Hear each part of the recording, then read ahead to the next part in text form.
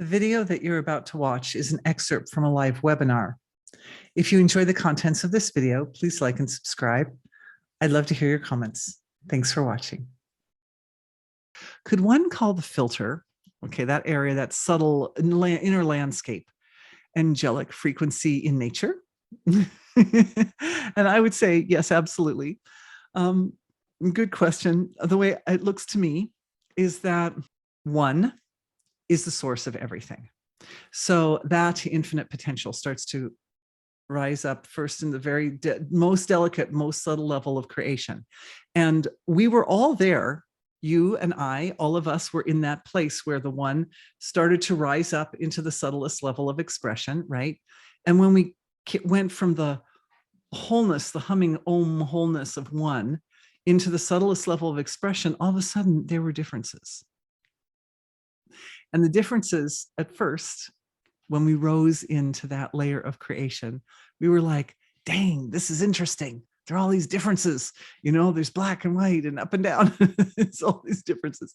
And so at that point, at that first initial moment of presence in the subtlest field of creation,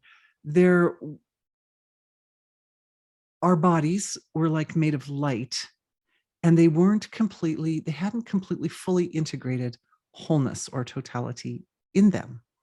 And so there's this period, it could have been billions of years, I don't know, but it was a long time that we were working with just being like very kind of angelic level beings, and working with the darkness and working with the light. And like, so I mean, like, in other words, when I say darkness and light, I mean working with the forms of separation that feel separate from wholeness, and then integrating them so that we're experiencing the separate forms of creation, but they're integrated with wholeness. And we realize, oh, it really is just all wholeness.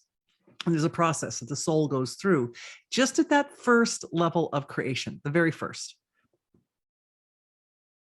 So what it means is we start out, you could say, if we talk in terms of angels and such, you could say that we start out kind of demonic and we become angelic through that evolutionary process. But I'm inclined to think of it in larger terms.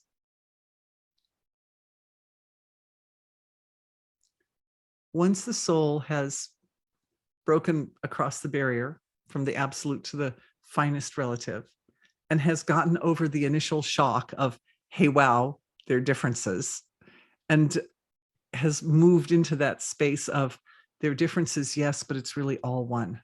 And that causal level is like an ocean.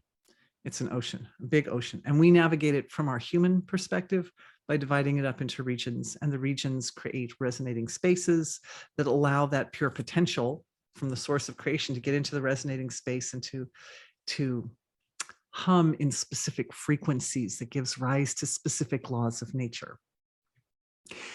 Once we've done that, and it's completely our causal physiologies are completely integrated with wholeness, then the awareness is ready to rise up to the next level of expression, which is the astral level.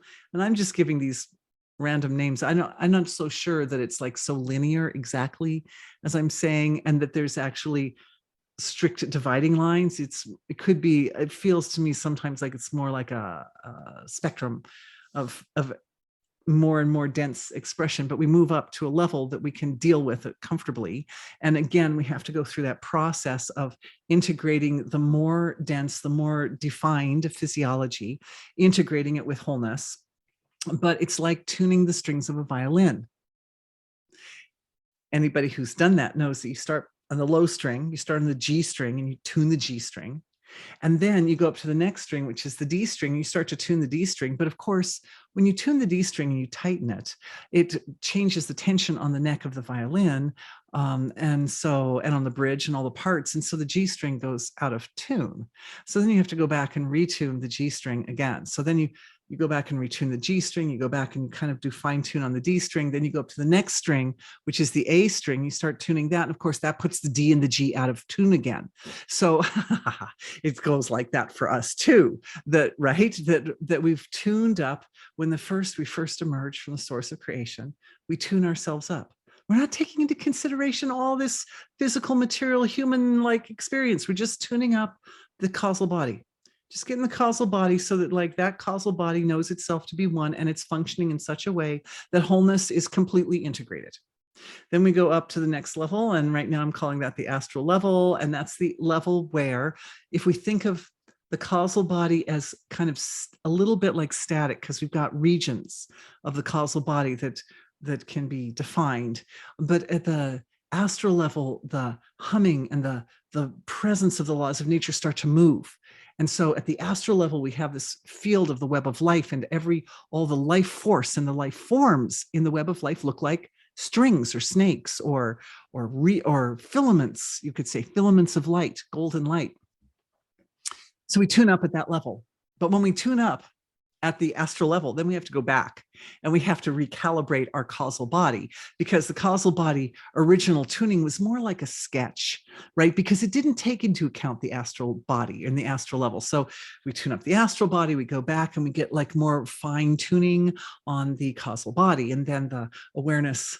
Right. So these are many, many, many lifetimes. These are many lifetimes flowing by. And then the awareness goes up to a higher level, the level of feeling the emotional body. And also the aura is between the astral body and the emotional body, or we could say it's like the very finest level of the emotional body, is that our feelings come out as frequencies of light color, right? But anyway, so we do the tuning there, but then we have to go back, obviously, and tune the lower levels or the deeper levels and so forth. And so here we are at the human level. And what are we doing? We are acting as instruments for the integration of divine being, the one wholeness of creation in this material level of reality. Very, very dense compared to where we've been, right? And earth element there, very dense earth element. And we know from the cosmologists that if we look out further, we find that there are worlds that are even more dense than ours.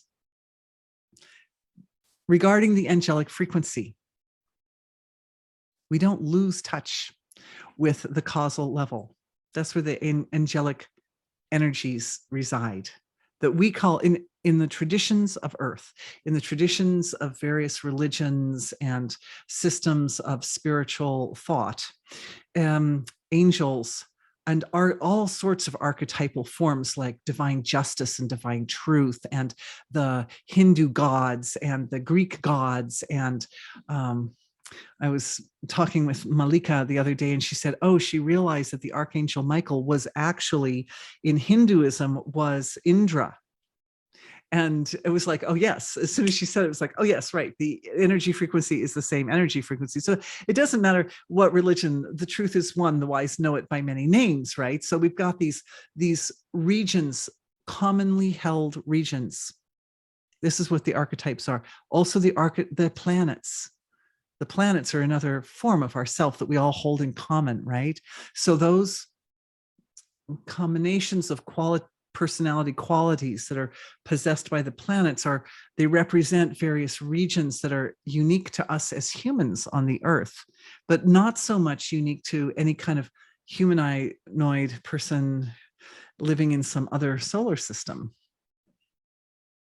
It's something that the universe has kind of cultivated for us, like our little earth garden has cultivated, that we would have these certain types of geomagnetic influences on our little human physiologies that would cause us to kind of naturally, spontaneously, innocently divide up our causal field into these specific areas. So you've got the robust, uplifting teacher, Jupiter, and then you've got more the serious teacher, Saturn, and you've got the female form that oversees the ephemeral pleasures of this reality. And then you've got, the sun in its administrative brightness and so forth and so forth. These are archetypes.